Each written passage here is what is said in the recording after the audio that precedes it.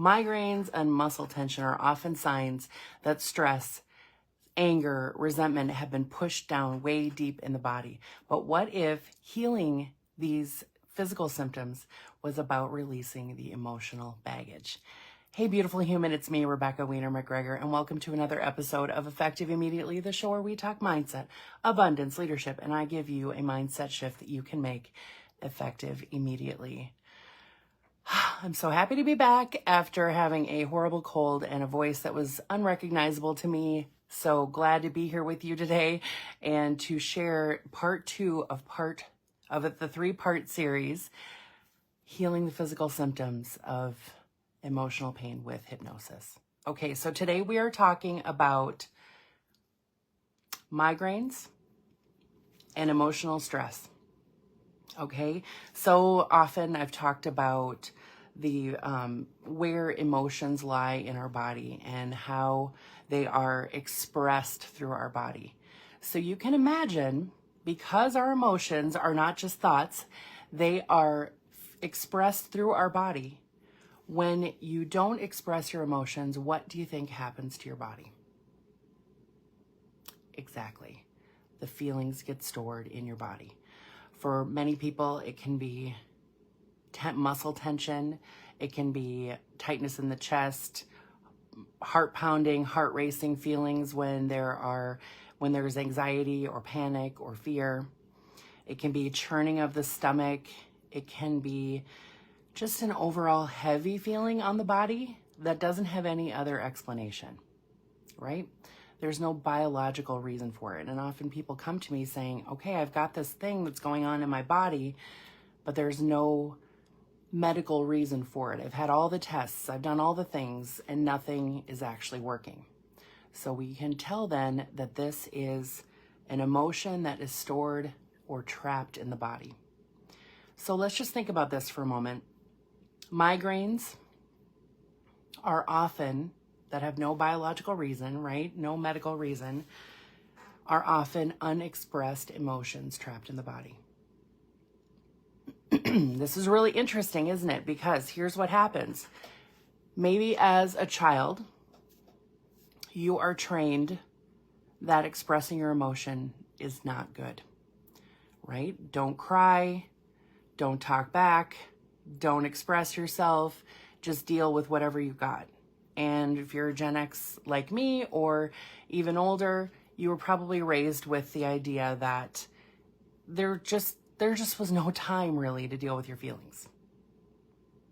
Okay, so what happens then when there is anger, when there is sadness, when there is frustration in the body, but it cannot be expressed?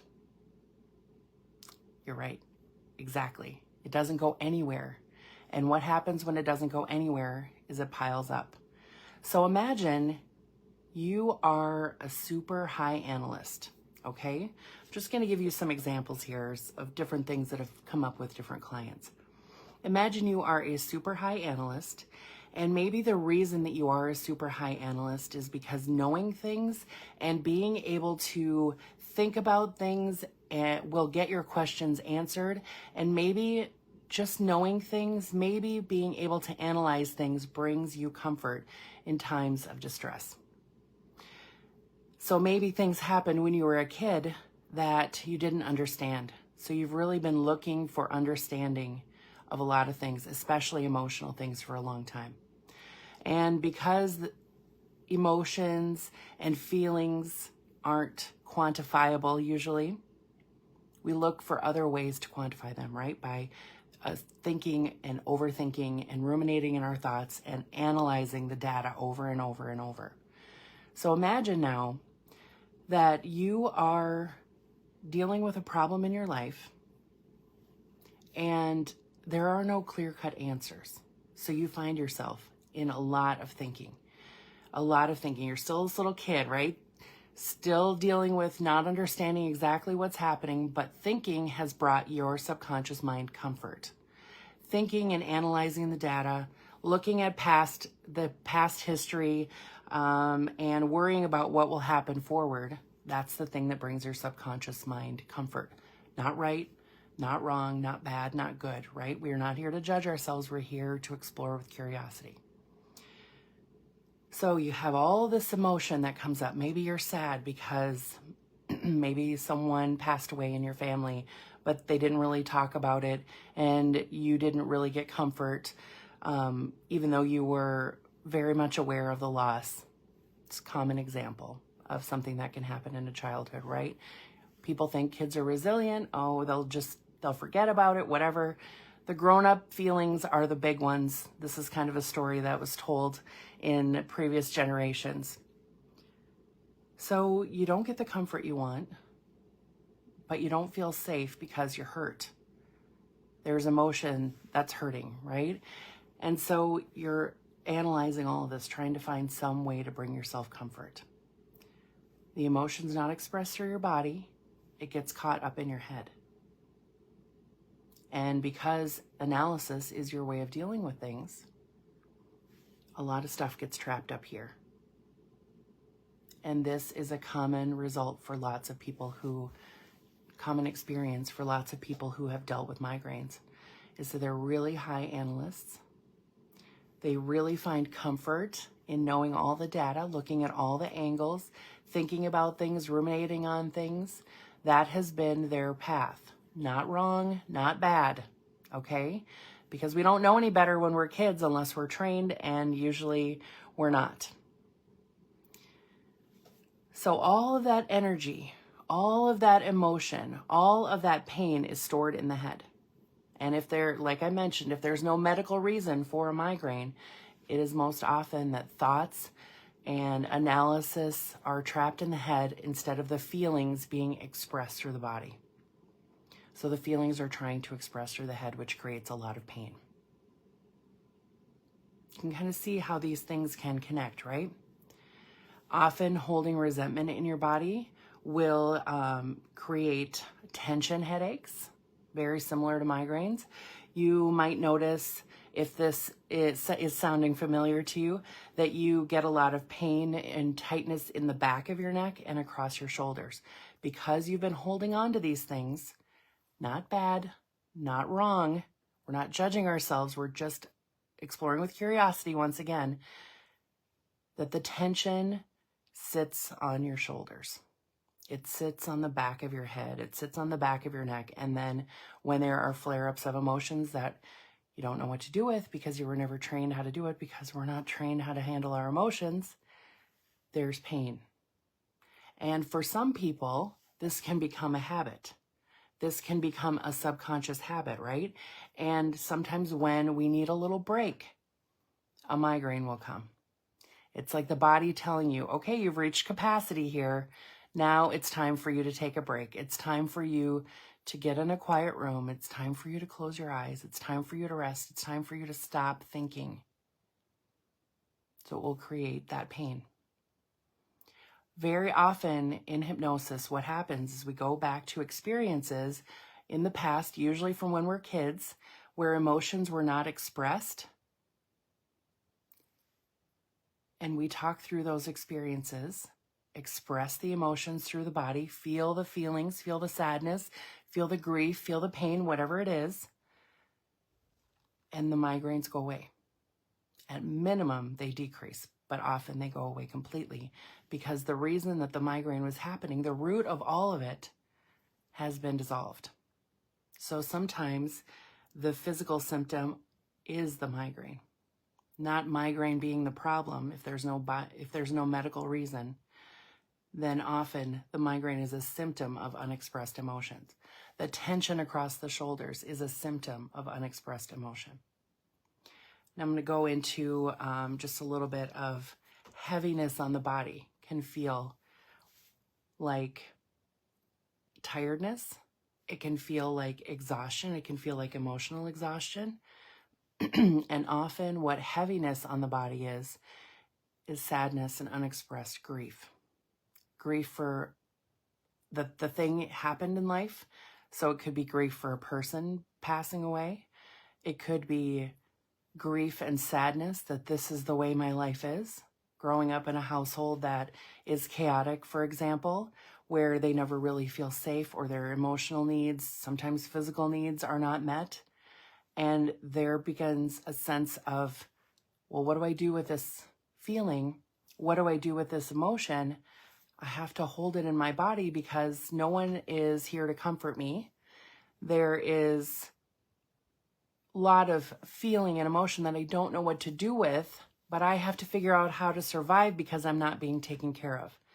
And survival feelings, the feeling of needing to step into survival mode to take care of yourself, to keep yourself okay, can be because there is an event that happens that that is a life or death situation. And it can be emotional neglect.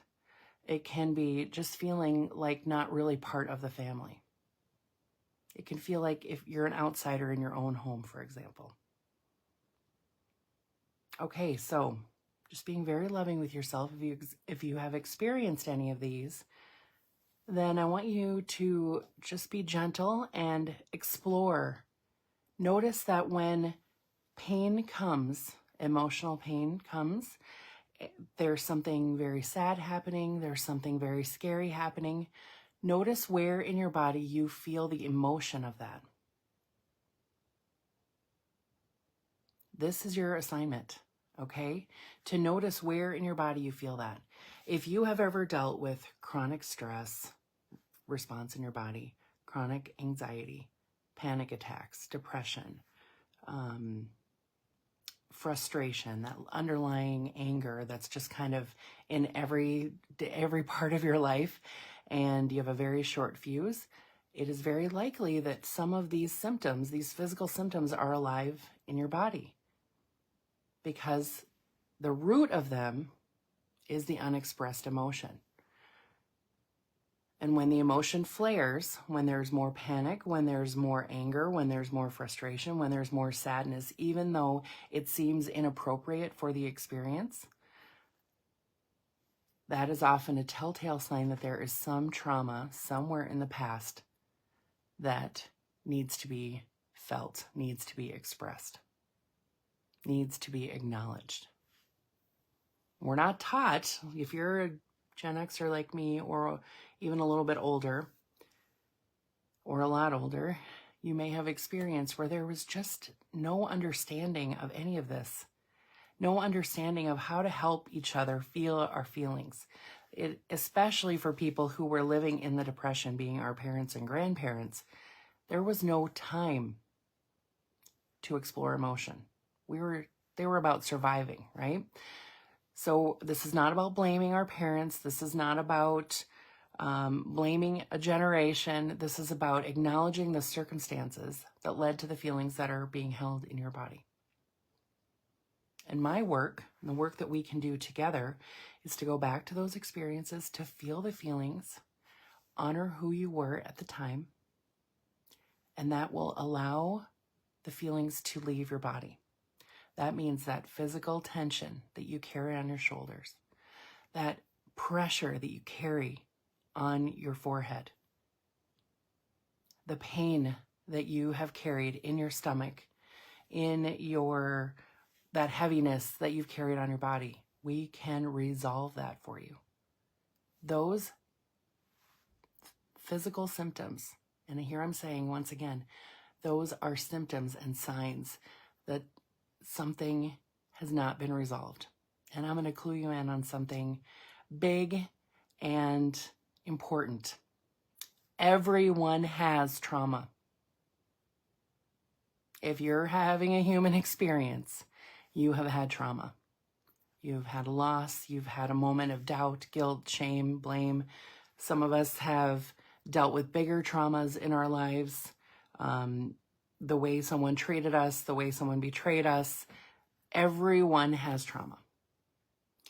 And I am here to help you release the trauma, release the physical pain, release those physical symptoms from your body so you can focus on what you want to create in this life.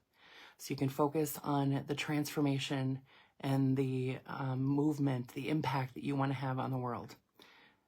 So you can have the business that you want, so you can have the income that you want, so you can have the relationships that you want, so you can have freaking fun.